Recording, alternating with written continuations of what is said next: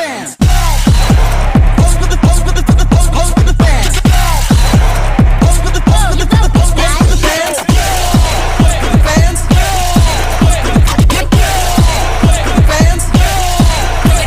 Pernah nggak kita bertanya, kenapa ada sekolah dasar yang terlihat rapi, tertib, dan nyaman, sementara ada juga sekolah yang kegiatannya seperti berjalan tanpa arah. Padahal gedungnya hampir sama, jumlah gurunya juga tidak jauh berbeda. Jawabannya seringkali terletak pada manajemen organisasi pendidikannya. Manajemen inilah yang mengatur bagaimana sekolah direncanakan, dijalankan, dan dikembangkan secara bersama-sama.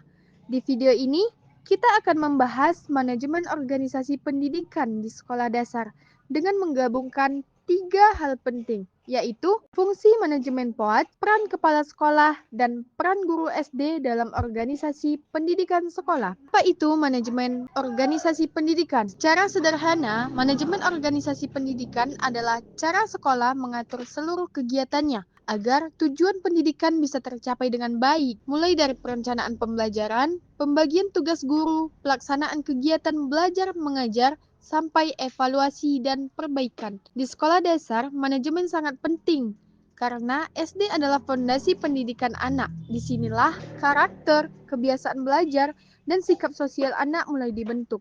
Kalau manajemennya baik, sekolah akan berjalan tertib dan nyaman. Tapi kalau manajemennya lemah, pembelajaran bisa jadi tidak maksimal. Fungsi manajemen POAD di sekolah dasar.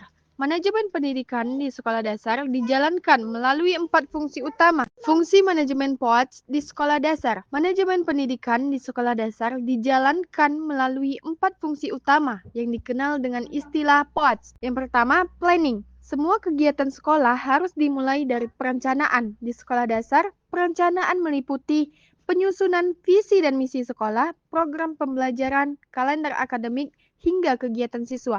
Dengan perencanaan yang baik, sekolah tahu apa yang ingin dicapai dan bagaimana cara mencapainya.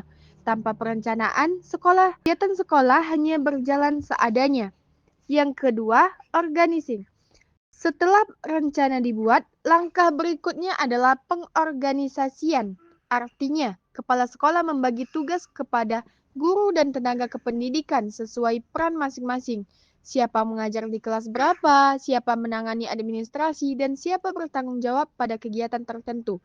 Pengorganisasian yang jelas membuat pekerjaan lebih rapi dan tidak saling tumpang tindih. Yang ketiga, actuating. Rencana yang sudah disusun harus benar-benar dilaksanakan. Di tahap ini, kepala sekolah berperan menggerakkan, sementara guru melaksanakan pembelajaran di kelas.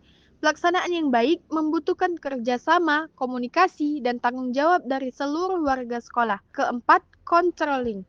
Fungsi terakhir adalah pengawasan. Pengawasan dilakukan untuk melihat apakah kegiatan sekolah sudah berjalan sesuai rencana atau belum. Melalui supervisi, evaluasi, dan penilaian, sekolah bisa mengetahui apa yang perlu dipertahankan dan apa yang perlu diperbaiki. Pengawasan bukan untuk mencari kesalahan, tapi untuk meningkatkan kualitas sekolah. Peran kepala sekolah dalam organisasi sekolah. Dalam manajemen organisasi pendidikan, kepala sekolah memiliki peran yang sangat penting. Yang pertama, sebagai pemimpin, kepala sekolah menentukan arah sekolah mulai dari visi, misi, hingga kebijakan yang dijalankan. Kepemimpinan yang baik akan membuat seluruh warga sekolah bekerja dengan tujuan yang sama. Yang kedua, sebagai manajer, kepala sekolah mengelola guru, staf, sarana prasarana, dan program sekolah yang berjalan efektif dan efisien. Pengelolaan yang baik akan menciptakan lingkungan sekolah yang tertib dan kondusif. Yang ketiga, sebagai motivator dan teladan, kepala sekolah juga berperan memberi motivasi dan contoh. Sikap disiplin, tanggung jawab, dan cara berkomunikasi kepala sekolah akan ditiru oleh guru dan staf. Yang keempat, sebagai pengawas, kepala sekolah melakukan supervisi pembelajaran untuk memastikan kualitas pengajaran guru terus meningkat. Peran guru SD dalam organisasi sekolah. Guru SD merupakan pelaksana utama pendidikan di sekolah. Yang pertama, sebagai pengajar di kelas. Guru melakukan proses belajar mengajar sesuai kurikulum dan program sekolah. Guru berhadapan langsung dengan siswa setiap hari. sehingga perannya sangat menentukan keberhasilan pendidikan. Yang kedua, sebagai anggota organisasi sekolah, guru tidak hanya mengajar, tetapi juga terlibat dalam rapat, perencanaan program, dan kegiatan sekolah lainnya. Ini menunjukkan bahwa guru juga bagian dari organisasi sekolah.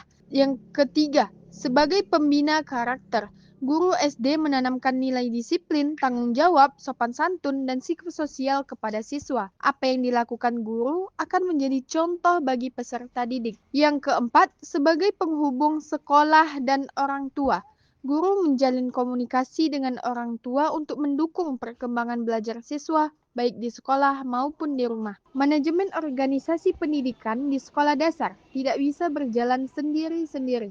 Fungsi manajemen POAJ menjadi sistem pengelolaannya. Kepala sekolah berperan sebagai pemimpin dan pengarah, dan guru SD sebagai pelaksana utama pendidikan. Jika ketiganya berjalan selaras, sekolah akan menjadi tempat belajar yang nyaman, tertib, dan berkualitas. Karena sekolah yang baik lahir dari manajemen yang tertata.